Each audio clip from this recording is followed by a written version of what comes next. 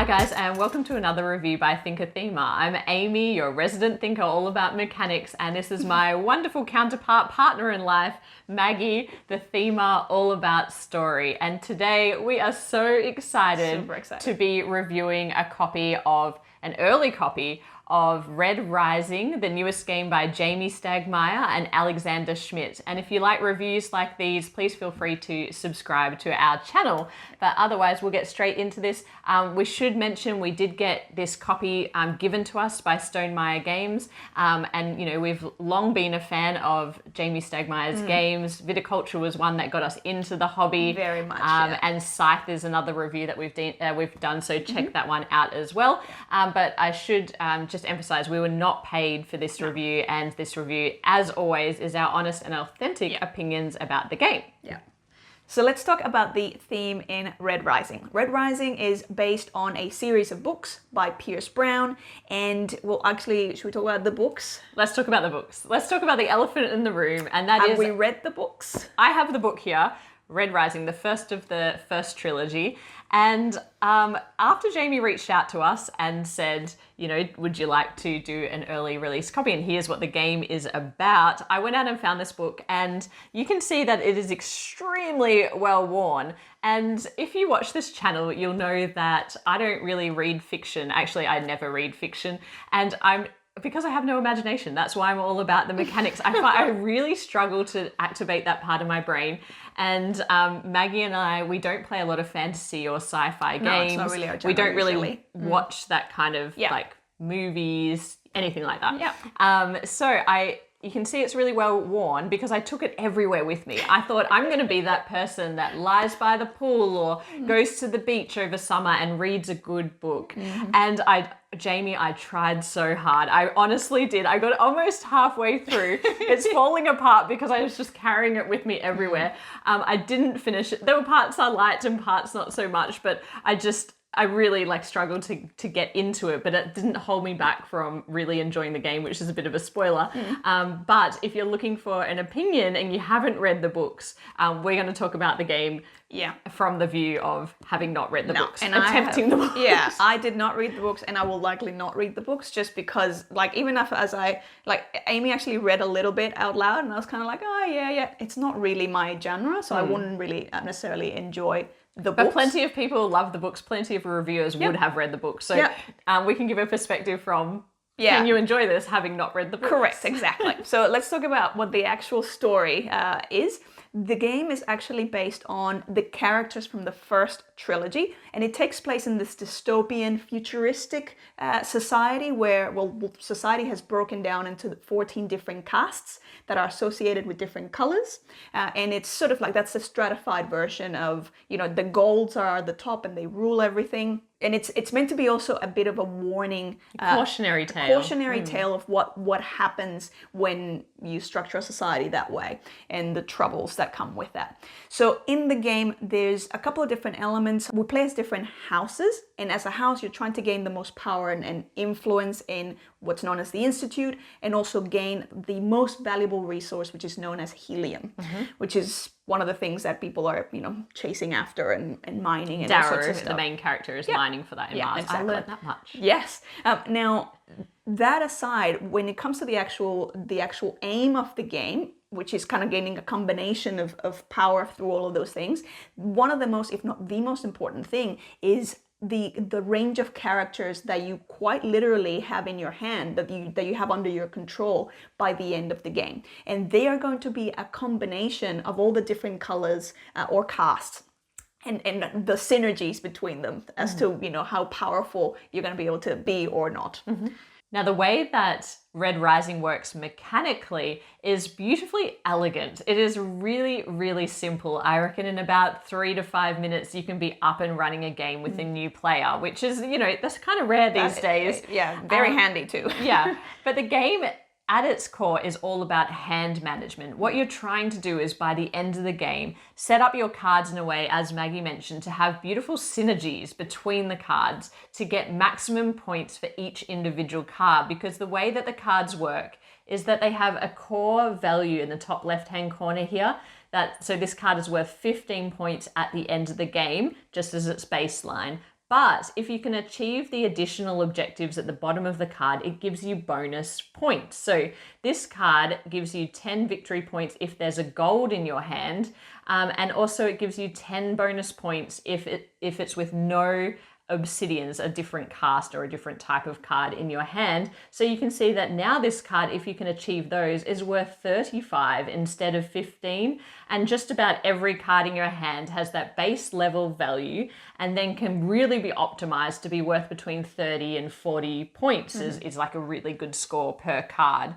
And what you're doing in this game is really simple. You are trying to optimize your hand and you're trying to have the majority of some of these core point scoring abilities on the board.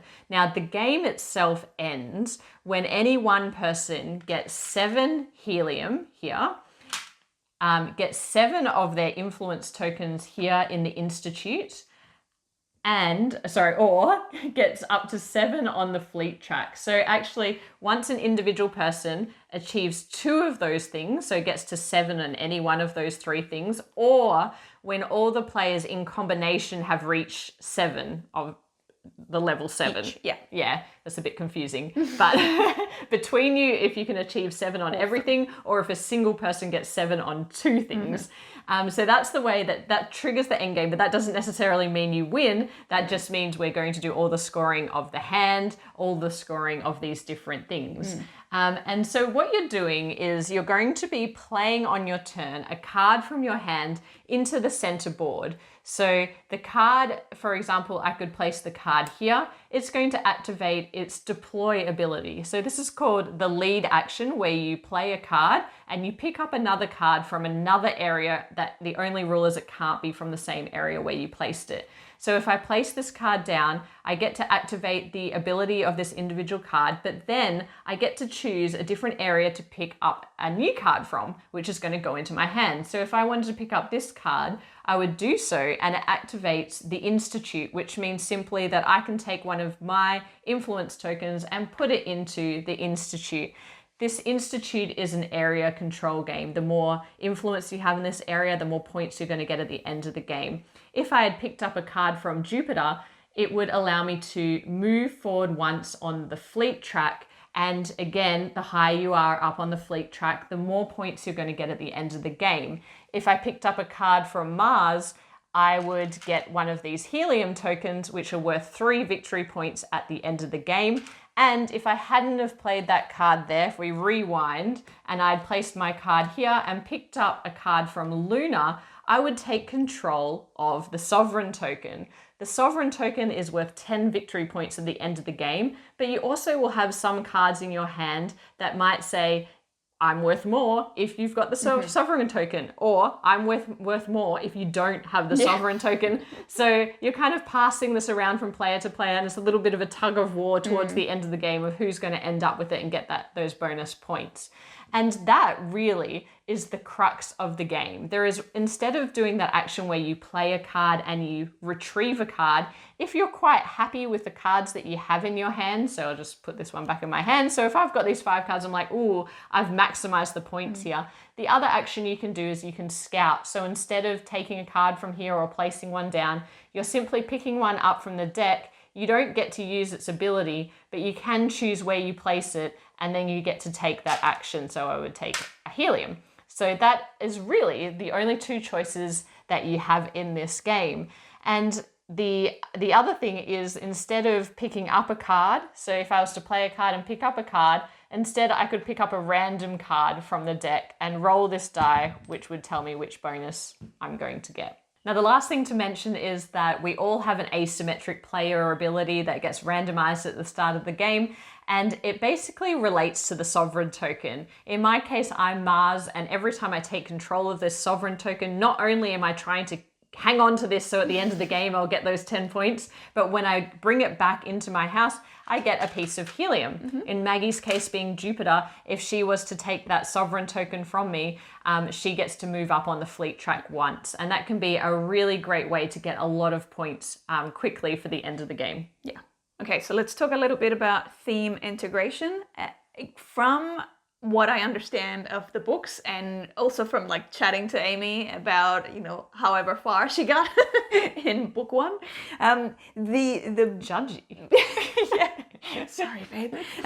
The biggest thing that comes through in terms of the theme integration is those characters. So there definitely has been a lot of thought. You can tell, even if I don't know all the story in the books, in between the character cards and their ability, both their ability when they're played or deployed, but also their synergies with other cards, sometimes with other castes and sometimes with other specific characters. And sometimes they can be good synergies or bad synergies, or where you get penalized if they end up together, because obviously I imagine they don't get along, or there's some beef there.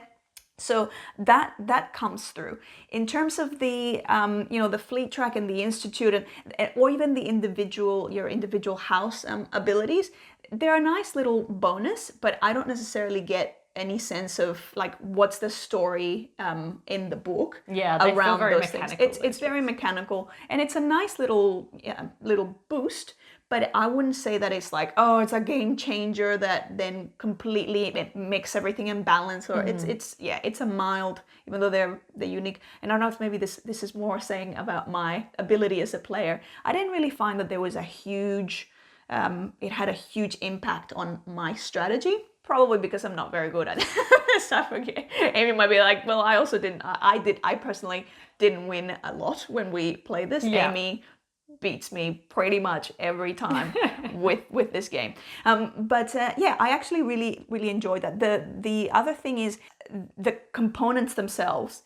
The cards, the gold cards, are really in the beautiful. Collector's Edition. Yeah, so I don't know what you call it. Yeah, the gold. Yeah, the gold foil. Yeah, so you can show them. That's really beautiful. The metal components as well. So the metal, your tokens and the metal spaceship.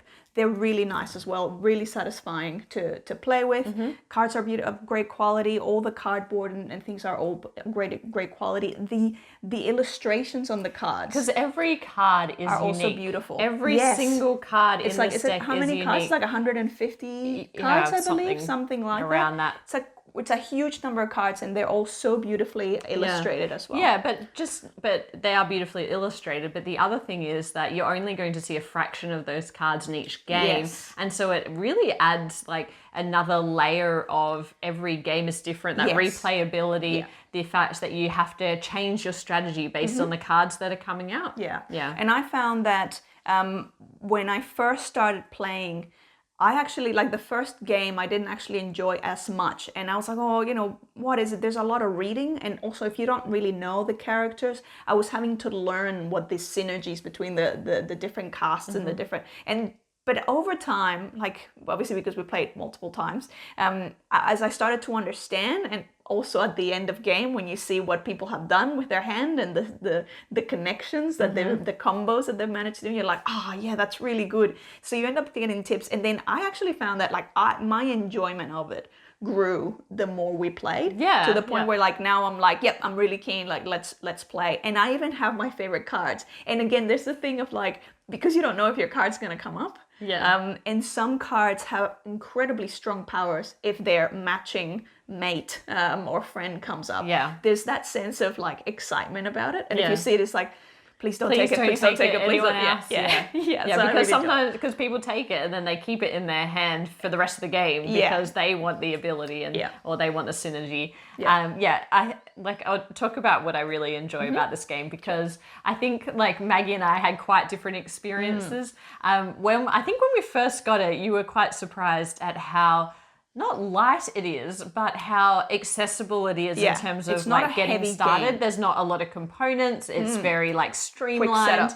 And if you're used to something like viticulture or scythe, it's like it's a shock. Yeah, it's almost like because it's like this is not actually quite simple.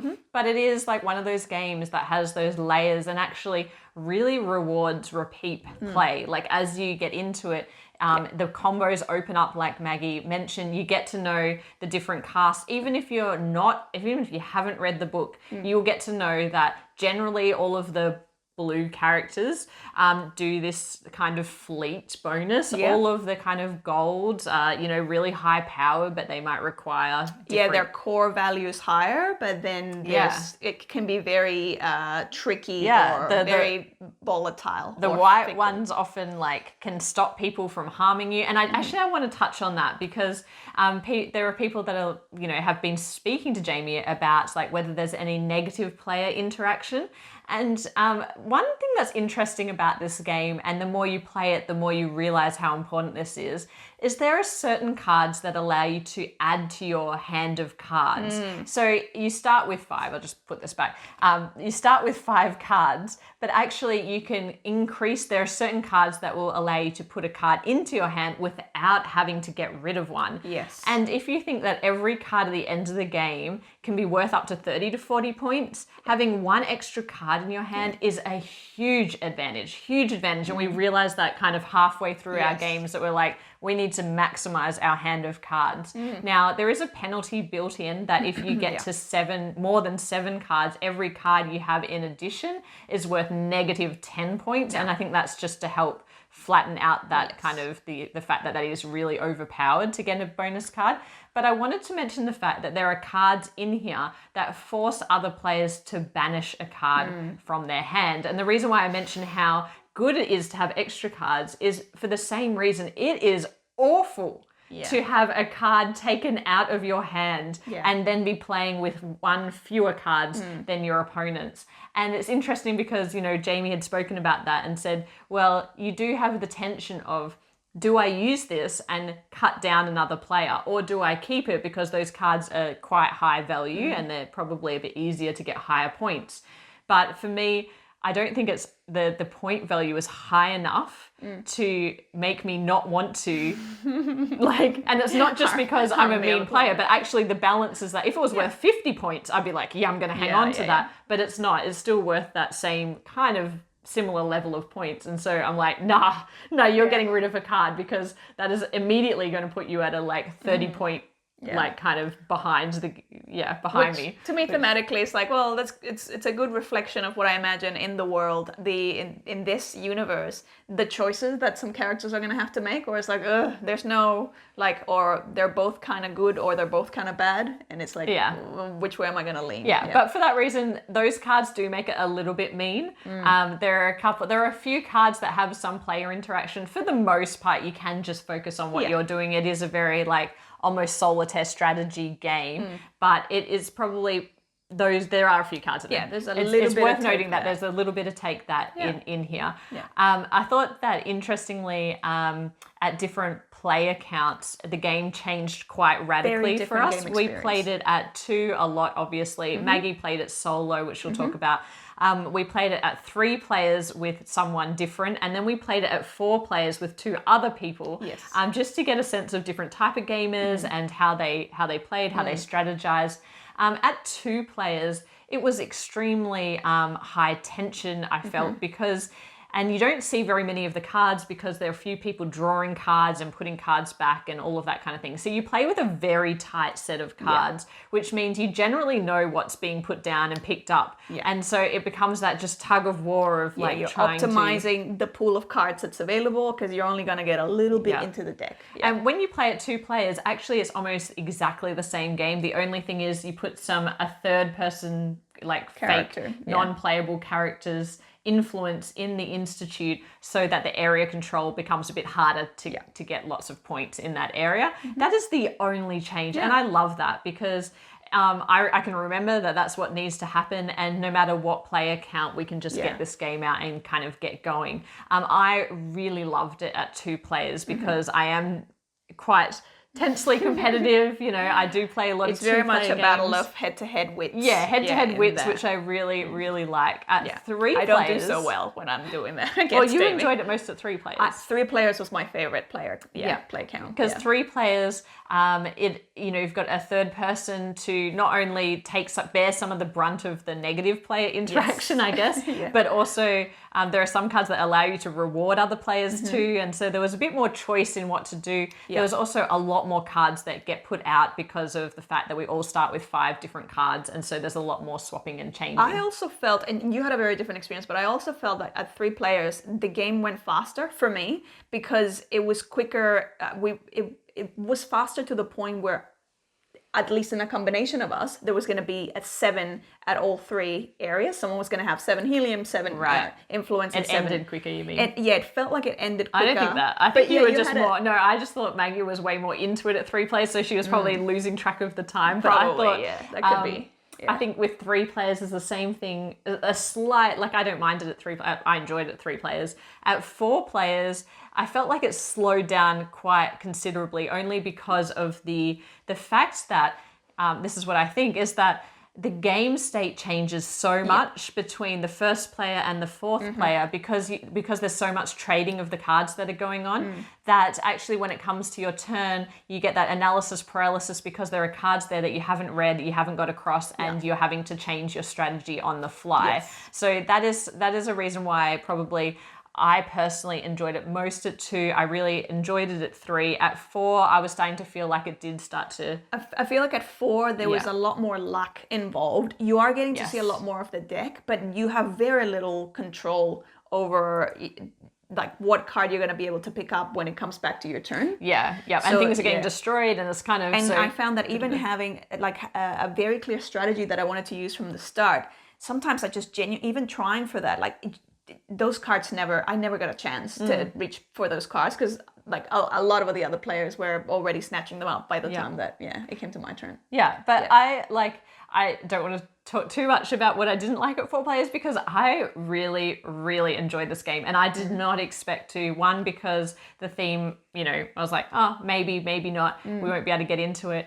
The fact that it appears like a simpler game, not a heavy game, and I'm not that into reading cards. I'm really not that into it. But from the first game, I was like, this is like you can just tell how much effort has gone into creating the synergies between the cards. Like it is just it is so satisfying to have the 6, 5, 6, 7 cards that you have in your hand and having optimized your hand perfectly. Just like the combos of I got all of those together. I pulled it together in the end. The perfect hand now. I don't want to touch it. And so straight away I just recognized that, and I really, really enjoy this game.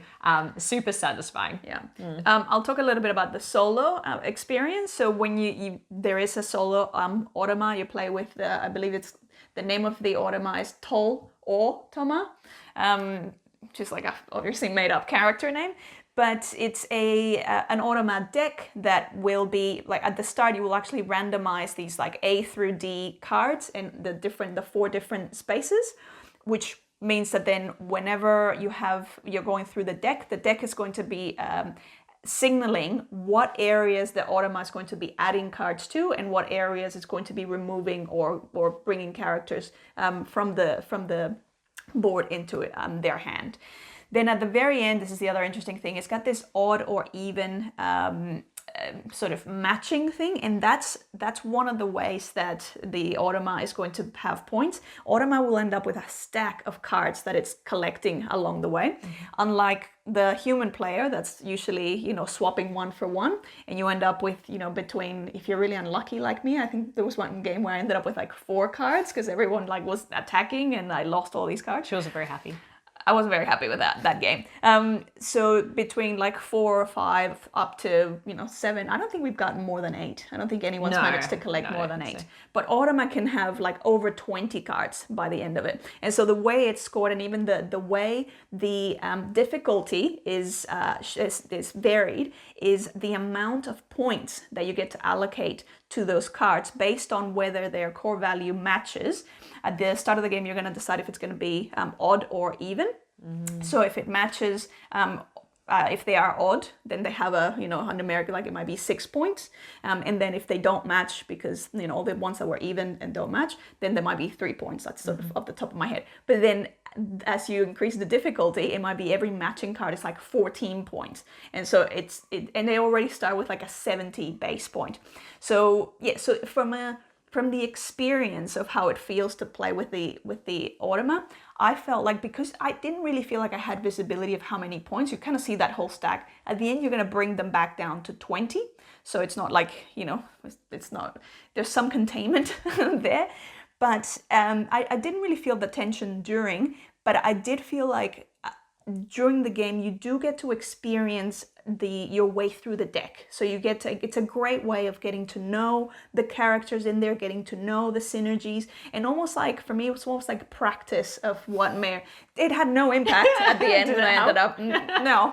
But also, like, I was playing it solo, like, because when I was learning it and before we played together. Yeah, before you. So that was at the earlier stages of me just kind of like learning how the characters work. So it's a great way. It works quite well. I didn't even attempt the higher difficulty levels. I still lost at the basic level. But yeah, that's the solo. Yeah, and I do want to mention a couple of things about this edition, because this is the collector's edition. There's going to be a retail edition that's going to be available everywhere. My understanding is you can pre-order the collector's edition directly through Stonemaier Games. They will also have an upgrade pack available eventually that you can pick up if you want to pick it up at retail and then add in all the little bonus goodies. We love this version. We love the gold foil cards. It is really beautiful. One thing that is a little bit niggly is just this effect. When you bump this and it's very easy to like just be reaching over and very little. Yeah, it takes very little. It takes for the very whole little, thing. and then, but actually, that created some hilarious moments like, because the panic of like, everyone can see your cards, and you're like, oh no, you're trying to pick them all up. But it is annoying. But it is a little bit precarious. Yeah. The other thing is just, I think another reason why I enjoyed it 2 and 3 player is just how to position the board so that everyone can read the cards. Yeah. I think that is particularly difficult if you've got new players. So of course, when we were introducing 2 other friends to this game, we allowed it to face them so that they could read the cards. Give them the best seats. Because once you are familiar with the game and you understand the different casts, it is much easier to kind of work out what each card's for. It's still not ideal that someone has to view the cards upside down, but I know that they tried all different formats, and it's just the nature of having a card game. But that again is another reason why I like it at 2 players. We can both see all of the information really easily presented. But yeah, who would we recommend this game for? It's very easy to learn, so it's something that you can very quickly teach anyone, possibly even a non-gamer. But I feel like for non-gamers, if you're not used to reading, there's a lot of card reading. Yes. If you're not used to that, you're gonna struggle.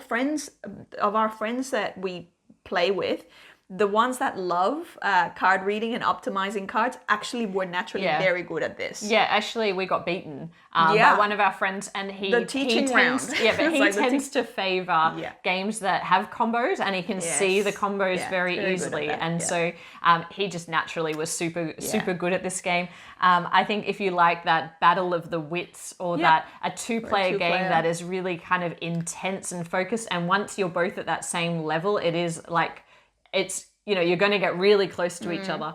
And sometimes, to me, it feels like because you've always got a different hand of cards. Yeah, replayability is really good. Yeah, as soon as you finish it, you're like, okay, let's go again, because this time I'm going to have a completely different strategy. Yeah, it's a relatively quick game as well. So it's not something that's going to take you hours and hours and hours to get through. So it's very easy to like play a couple of games in a row. I also want to mention that when we played a 3-player game, some of you will know that we play with my sister a lot. She is an engineer, very good at optimization. Yeah.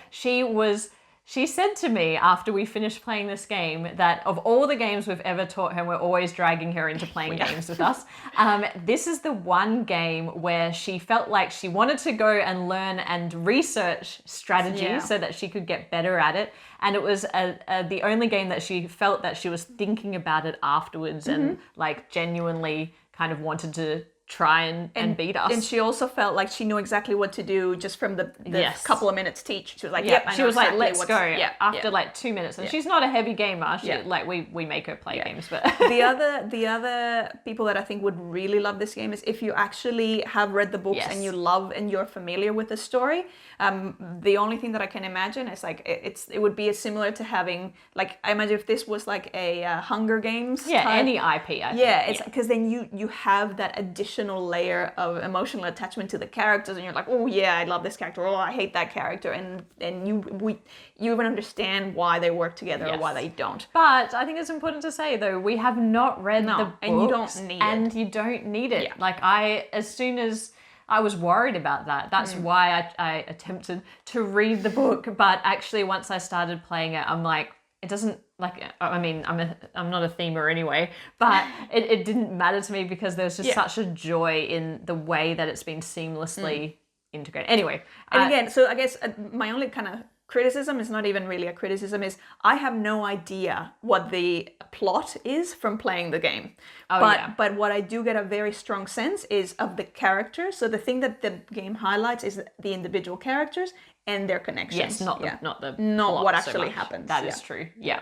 So that's our review of Red Rising, the new game by Stonemaier Games. If you enjoyed this review and you like board game content like this, please subscribe to our channel, hit the like button if you liked this video, and let us know in the comments, what are you most anticipating or excited about with this game? We'd love to hear from you. We love to talk to everybody in the comments. Well, mainly me. I like to talk to everybody in the comments. She's the voice behind the comments, yes. Yes. But yeah, stay in touch with us. We'll be back soon with more board game reviews. But bye for now.